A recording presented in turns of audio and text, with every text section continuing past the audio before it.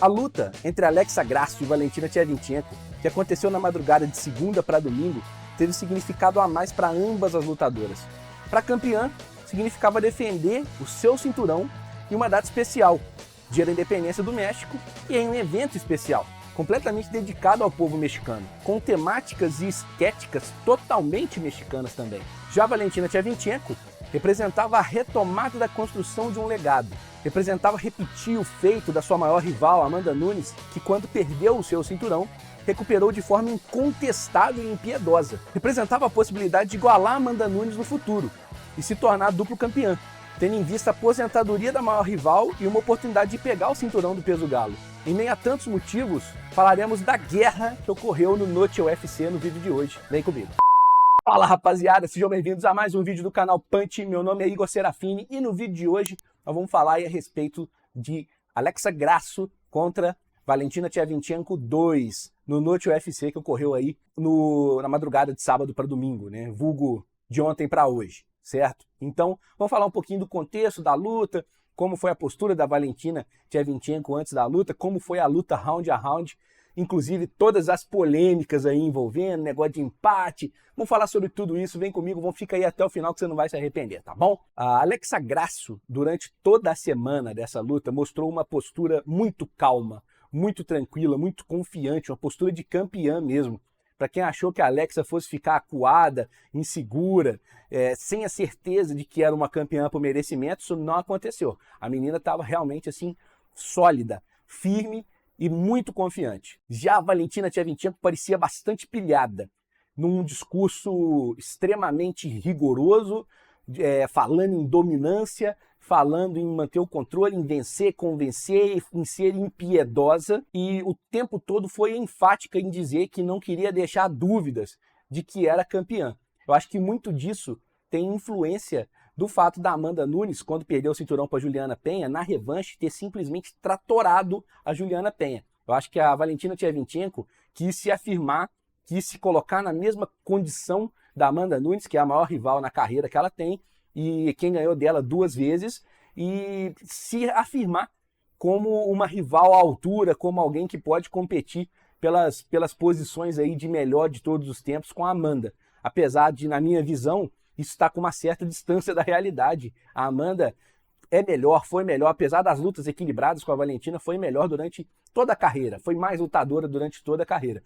Mas, obviamente, a Valentina tem, como todo grande campeão, uma certa dose de ego também e de vontade aí de querer se afirmar. Então, isso estava na cabeça dela e me pareceu muito claro nas entrevistas que ela deu. Inclusive, essa entrevista que ela deu para Evelyn Rodrigues antes da luta, pega essa aí pra você ver como é que foi mais ou menos o tom da Valentina.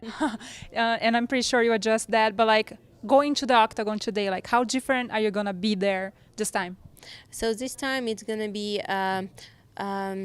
it's kind of like different level of the inner fighter, different level of the like mentality, different level of the approach to the fighting. Kind of like there is no no choice to think about something, to be something like, oh my God, I'm tired or something. No, you're tired, but you go forward. You cannot, yeah, but you do that. So this is kind of like mentality of no mercy, mentality of destruction, mentality of like completely strong and harm someone. O clima do evento estava todo pro México, né? O Noche UFC, evento de independência do México, quer dizer, o palco estava montado para Alexa Grasso. E o UFC tem investido muito no mercado mexicano. Não porque o mercado mexicano tem muito dinheiro, mas porque tem muito talento. E esse talento hoje está todo direcionado para o boxe. Então o UFC, o MMA, quer capitalizar um pouco desses lutadores. A Alexa Grasso mesmo é uma especialista em boxe. Então o UFC tem feito esse investimento. Então o palco estava feito para a Alexa. Isso é uma coisa a ser levada em consideração para a gente pensar um pouco nessa luta. Mas vamos falar da luta em si. O primeiro round começou com um determinado equilíbrio em pé. O round estava muito estudado, para falar a verdade. Pouca iniciativa das duas partes no primeira metade do round, então começou devagar, o que é natural.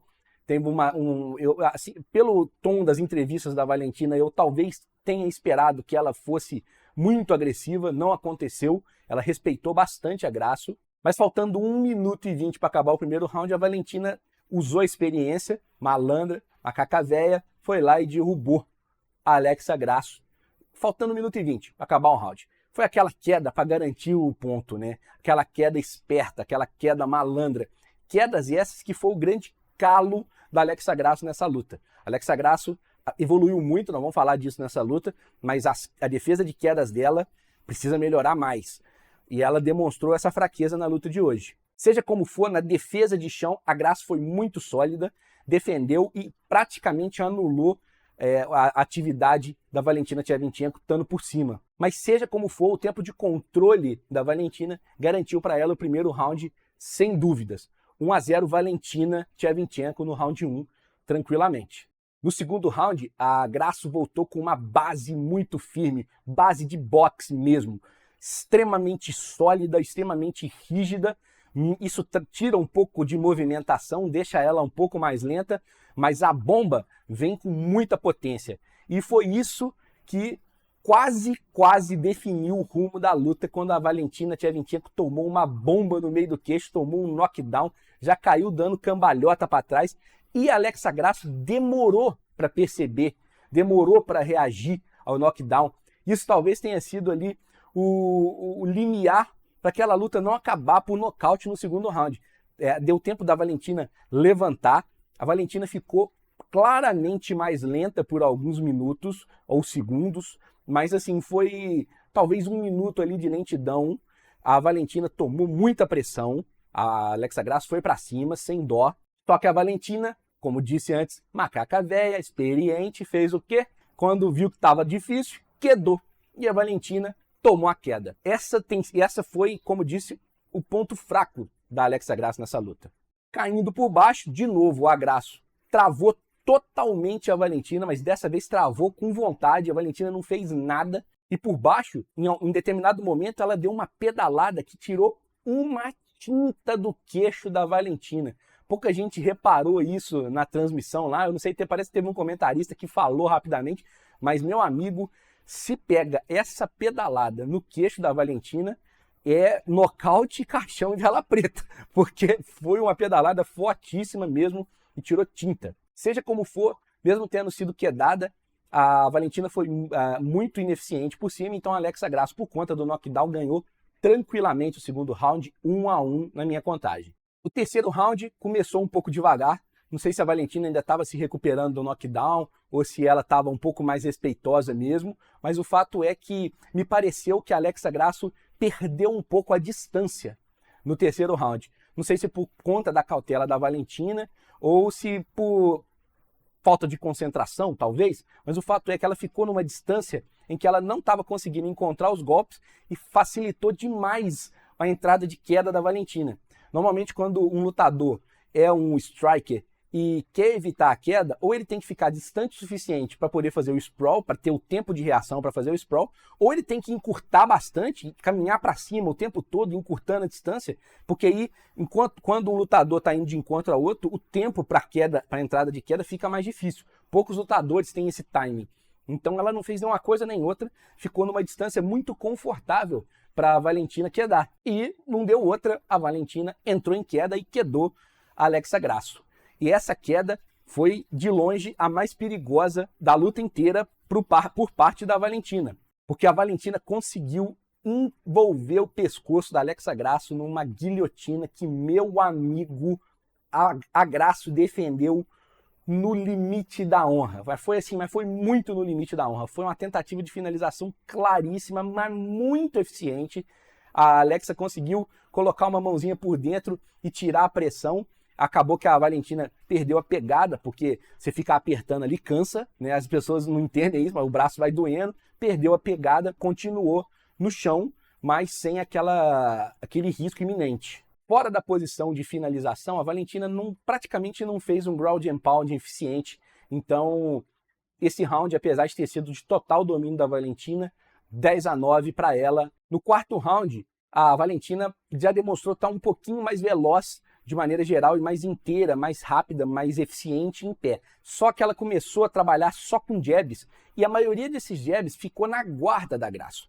Eu vi na transmissão o pessoal lá, não sei se foi o próprio André ou se foi um dos dois comentaristas, o Minotauro ou o Carlão, falando dos jabs, eu achei assim, entrou um jab ou outro, mas a maioria dos jabs ficou na guarda. Então isso não é striking efetivo, de fato, né? Claro, conta ponto, os que entrou conta ponto, agora os que ficam na guarda não. Então assim, eu não vi esses jabs do início do quarto round assim, como uma coisa realmente de grande relevância para o round, na minha visão. Claro, cada um vê de um jeito, a luta tem uma interpretação, até mesmo os juízes discordam, todo mundo discorda o tempo todo, ainda mais numa luta equilibrada dessa. Mas o quarto round foi de longe o round mais equilibrado da luta. O fato é que a Valentina tentou quedar a Alexa Grasso e a Alexa Grasso defendeu, travou o pescoço, a Valentina andou para trás e tomou uma sequência brutal de joelhadas que bateu na têmpora, no coco, na bochecha, para todo quanto é lado. Foi um negócio assim impressionante. E na hora, na transmissão lá do UFC Fight Pass, o pessoal falou, não, toma cuidado, essa joelhada é legal, mas não é ilegal. E eu fui atrás da informação, eu olhei o livro de regras unificadas do MMA, que são as regras adotadas pelo UFC, fui tanto em inglês, no livro da Comissão Atlética de Nevada, como em português, na Confederação Atlética Brasileira de MMA, e a regra fala o seguinte: um lutador de apoio é definido como qualquer parte do corpo além de uma única mão e solas dos pés tocando o chão do cage. Para ficar de apoio, quando o atleta estiver em pé, palma/punho de ambas as mãos para baixo e solas dos pés devem estar em contato com o chão. Um único joelho ou braço faz o lutador estar em posição de apoio sem precisar ter qualquer outra parte do corpo em contato com o chão do cage. Nessa posição não serão permitidas chutes ou joelhadas na cabeça. Ou seja, você estando com os dois pés no chão, você precisa estar com duas mãos ou com o punho assim tocando o chão ou com a palma da mão tocando o chão. A Valentina estava com uma mão tocando os dedos no chão e mesmo assim encostando e tirando. Ela não conseguiu de fato travar os punhos ou as palmas no chão. Então aquelas joelhadas foram completamente legais. E essa regra ela mudou em 2017, diga-se de passagem, com o intuito de evitar o antijogo. O cara tá tomando chute na cabeça, ele pega e baixa as mãos e coloca no chão. Ou baixa uma mão e coloca no chão. Isso é um antijogo. O que a Comissão Atlética mudou? Quer abaixar? Quer parar de tomar chute na cabeça? Pode abaixar. Mas você tem que colocar, ou você tem que ajoelhar e cair no chão, ou você tem que colocar os punhos e as palmas. Porque nessa circunstância, o lutador vai ficar em posição de desvantagem. Quer dizer, ele não vai usar uma artimanha da regra para evitar tomar os golpes. Ele vai tomar os golpes na cabeça com uma posição que vai colocar ele em desvantagem, em que o adversário vai estar em dominância. Então, é para evitar antijogo. Então, as joelhadas foram legais, foram brutais, contaram muito ponto, na minha opinião.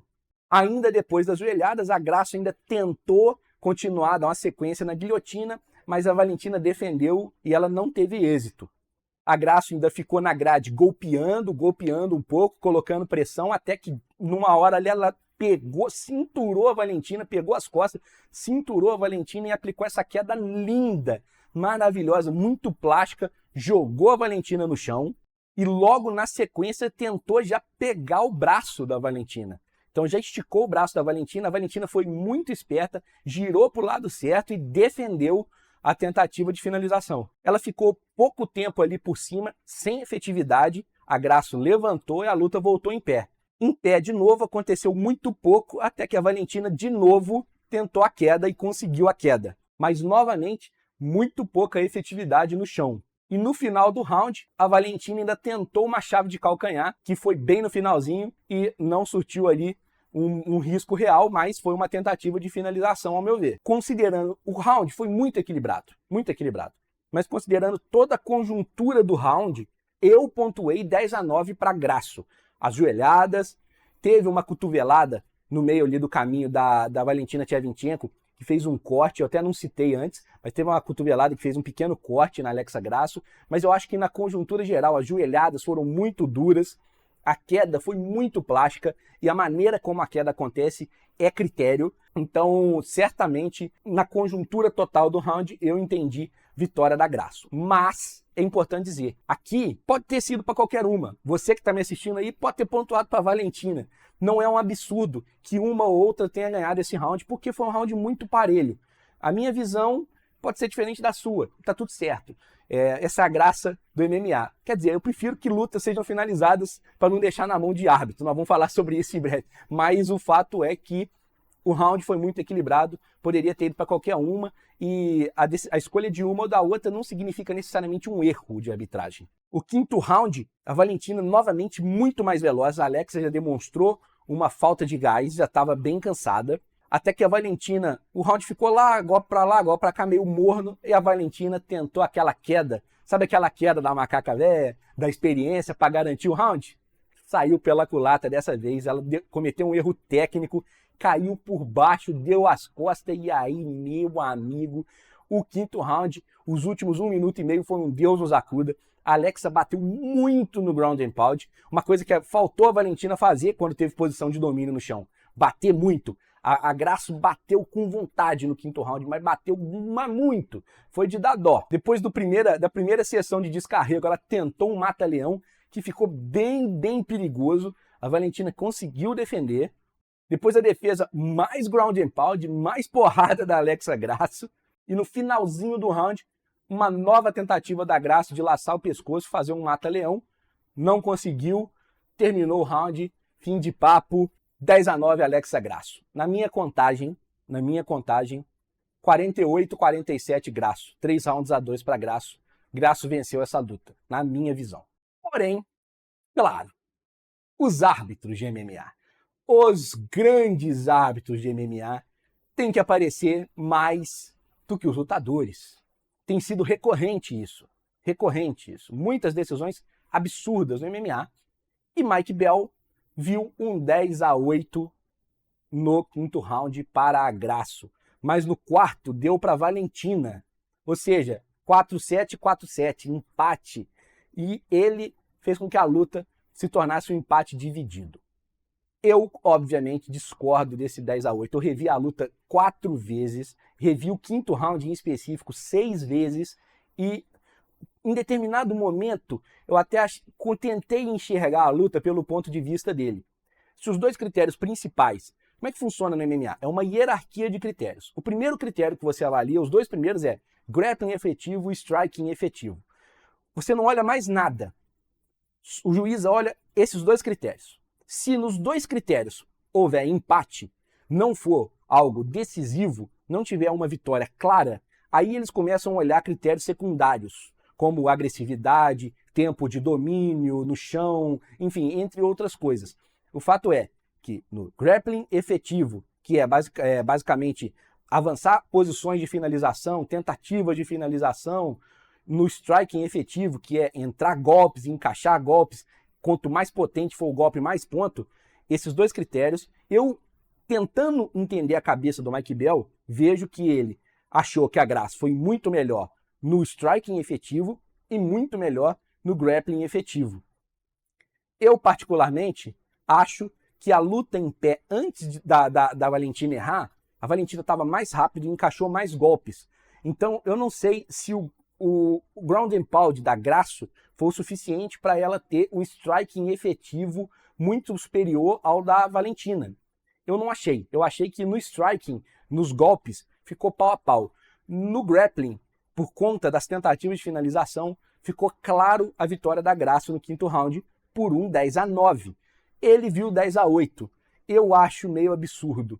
Muita gente na internet acha meio absurdo, mas eu tentei aqui falar, explicar de um ponto de vista do glorioso Mike Bell, que fez essa cagada aí.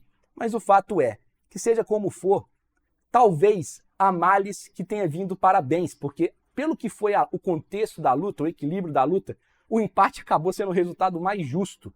Claro que o MMA é avaliado round a round, mas se você pegar o contexto da luta toda, tem injustiça no empate. Então o erro acabou sendo poeticamente justo, tendo em vista a situação. Eu pontuei vitória da Grasso, porque MMA é round a round.